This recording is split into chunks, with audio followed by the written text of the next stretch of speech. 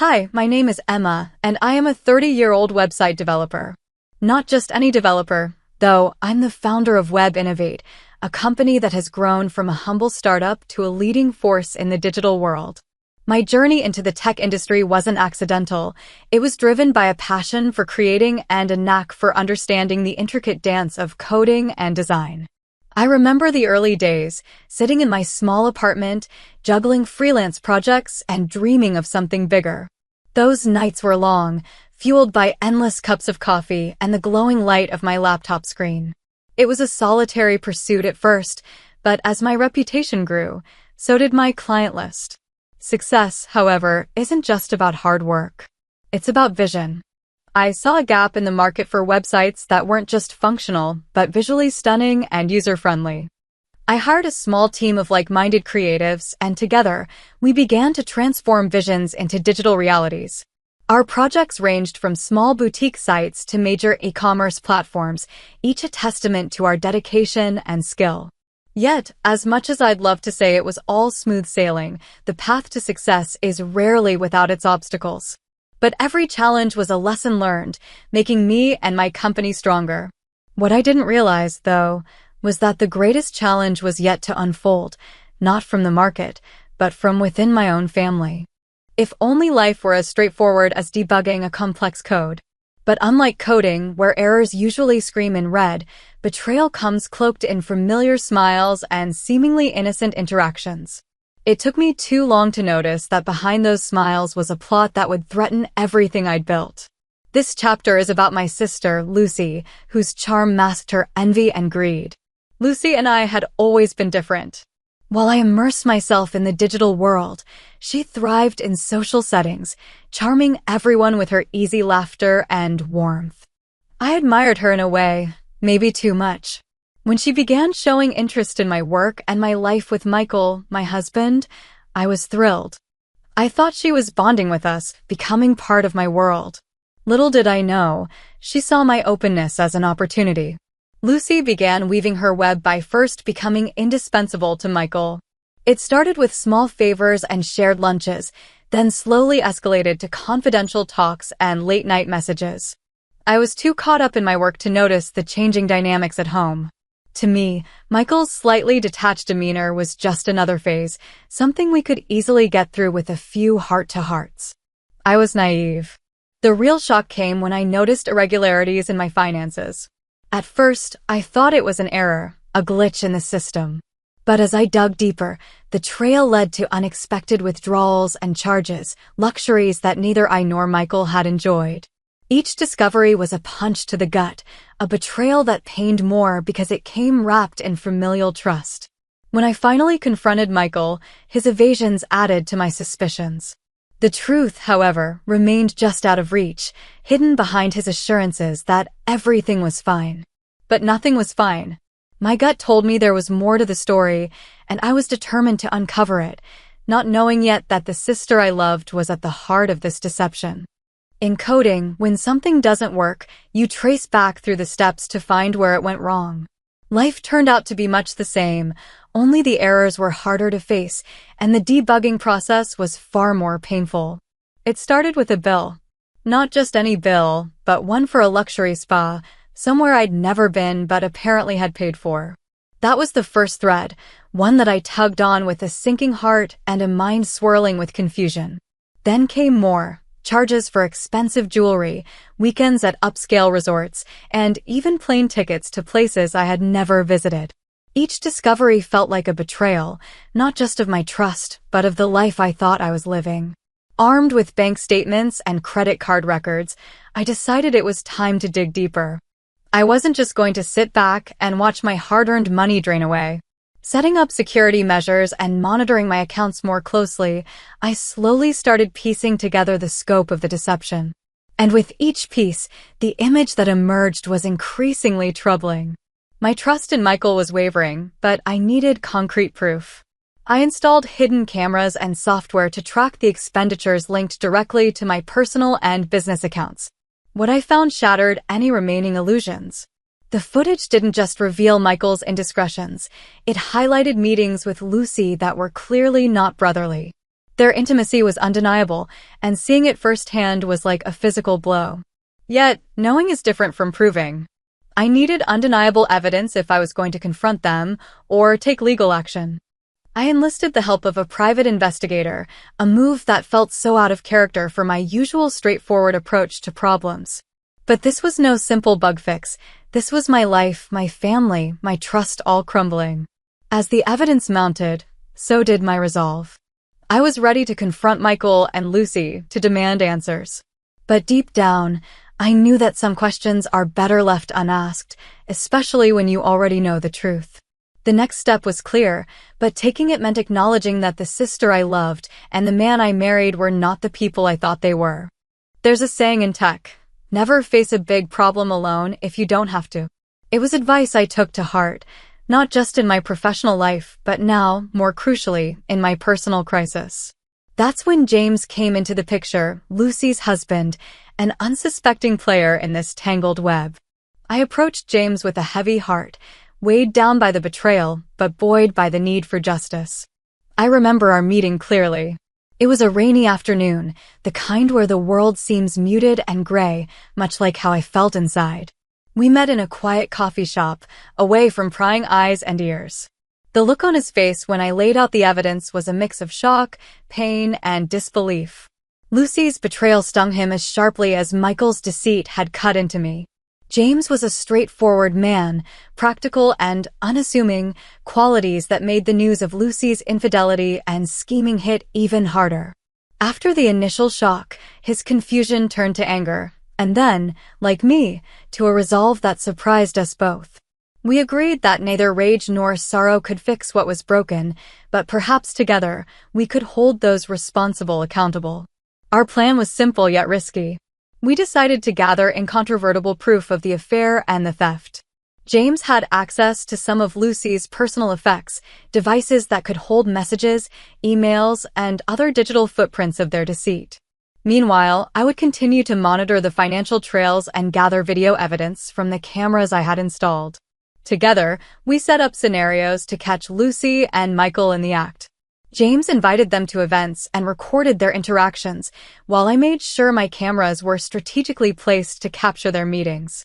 It was a dance of deceit, with James and I orchestrating the steps, leading them unknowingly into our trap. The process was draining, both emotionally and physically. Every new piece of evidence was a stab of betrayal, yet each was necessary to build our case. It was during these dark days that I learned the value of an unlikely ally. James, though a victim like me, showed a strength and cunning that I couldn't have managed alone. As our collection of evidence grew, so did our bond, forged in the fire of our shared ordeal. We were ready for the next phase, the confrontation. It loomed ahead, daunting yet necessary. But I knew with James by my side, we were a formidable force. The deceitful web spun by Lucy and Michael was about to be unraveled by their own undoing. If there's one thing I've learned from all this, it's that the truth, no matter how painful, always finds a way to surface. And now, armed with undeniable proof and an unwavering ally in James, it was time to bring that truth into the light. We decided the best way to confront Lucy and Michael was under the guise of normalcy, a setting where they wouldn't expect a confrontation.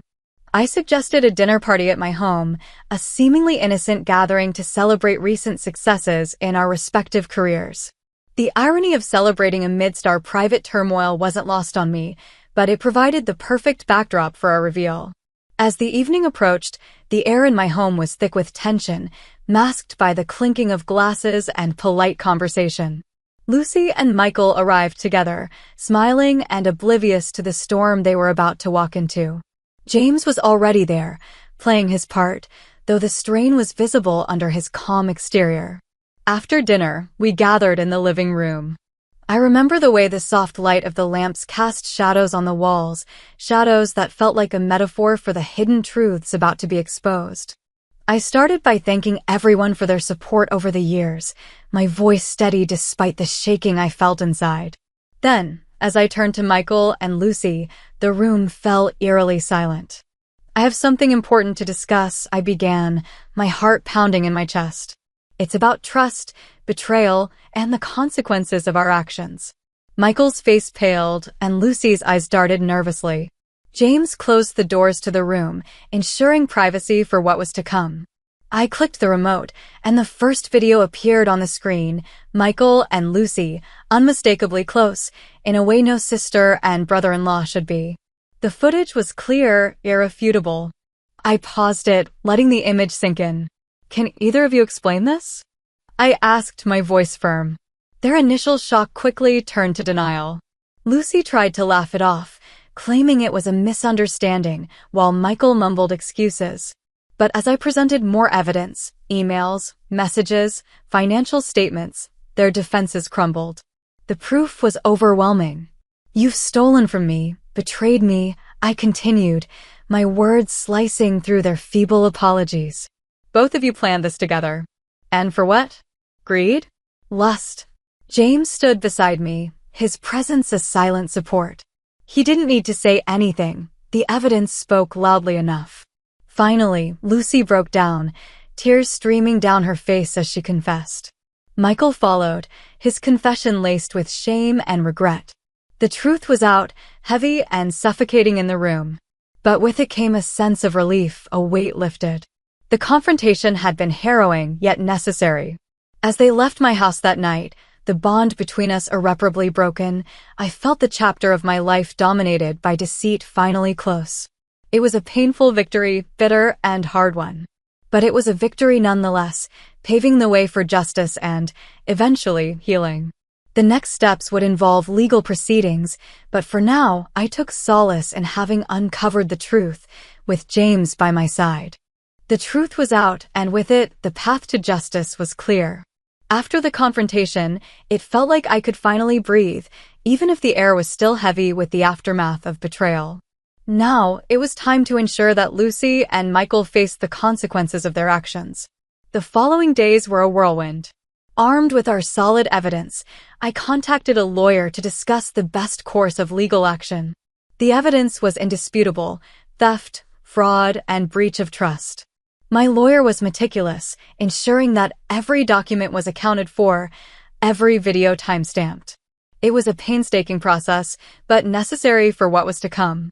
James and I met frequently to align our strategies. Despite the turmoil, or perhaps because of it, our alliance had strengthened. He was not just a fellow victim in the saga, but had become a friend and confidant. Together, we filed a joint lawsuit against Lucy and Michael, charging them with fraud and theft. The legal system could be slow, but our case was ironclad. The court proceedings were tense. Lucy and Michael had their defense, weak and unconvincing against the mountain of evidence we presented. Witness after witness corroborated our claims, and the financial records painted a clear picture of deceit. When it was time for the verdict, the tension in the courtroom was palpable. Guilty. The word echoed in the courtroom, a solemn sound that marked the end of our ordeal. Both Lucy and Michael were sentenced to jail time for their crimes. The judge remarked on the egregiousness of their betrayal, especially considering the familial bonds they had exploited. The final gavel had struck, the courtroom battles had concluded, and the chapter of deceit had firmly closed behind me.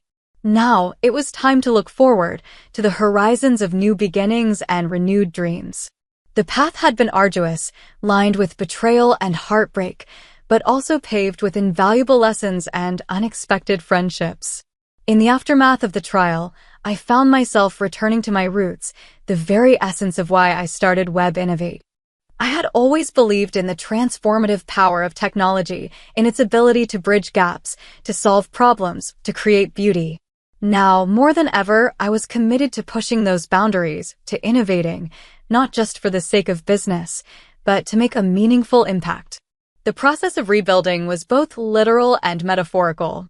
At the office, walls that had once echoed with betrayal now resounded with plans for expansion, new projects, and a vibrant energy that was palpable. I expanded my team, bringing in fresh talents, dynamic, innovative minds eager to make their mark. Together, we launched new services, focusing on security and ethical business practices, drawing from the very lessons that the ordeal had taught me. But the rebuilding wasn't just about the business. It was also about me. about rediscovering who Emma Jenkins was beyond the titles of CEO and victim. I invested time in myself in healing. Yoga, meditation, and long walks became part of my routine, each step a movement towards inner peace and resilience. One of the brightest moments in this new chapter was writing a book. Titled Resilience in the Digital Age, it was part memoir, part business guide, encapsulating the journey of Web Innovate, intertwined with personal stories of overcoming adversity. Writing it was therapeutic, a way to process everything that had happened and to share my story with others who might be facing their own battles. Community involvement became another facet of my new beginning. I started a scholarship fund for young women in tech, hoping to empower the next generation of female leaders. It was a way of giving back, of turning my experiences into something positive that could help others. As for James, our friendship continued to flourish. He, too, had turned his trials into triumphs, starting a consultancy firm that specialized in corporate ethics. We collaborated on several projects, our shared experiences a foundation for a strong professional partnership and a lasting friendship. Reflecting on everything, I realized that while the betrayal had torn down so much, it had also revealed so much more. It showed me my strengths, introduced me to new passions, and taught me the depth of my resilience. Yes, I had been betrayed by those closest to me, but I had also been supported by many more. As I sit here, looking out over the city from my office window, I feel a profound sense of peace and purpose. The road was nothing like I had planned, but perhaps that's just how it needed to be. For now, the future looks bright, and I am ready for whatever it holds, armed with lessons learned and a heart open to new possibilities. And so, with a heart full of gratitude and eyes fixed on the horizon, I embrace this new dawn, eager to see what wonders it will bring.